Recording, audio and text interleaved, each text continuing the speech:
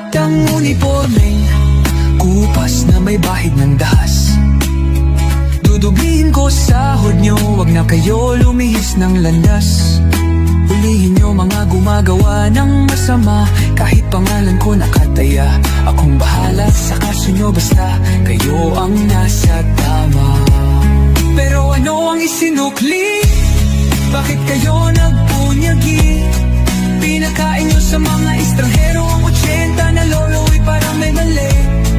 Pagkatapos angat ang inyong moral na dating mabababa. Grabe ang isinukli, parang dumukot ng tae. Tapos nilagay sa kamay, sabay sampal sa kanyang mukha. Mahal ko ang Pilipinas, di ako papaapi. Ipinanganak ako sa bayang mapagtimpi. Ipaglalaban ko ang kalayaan, kahit ako'y masawi.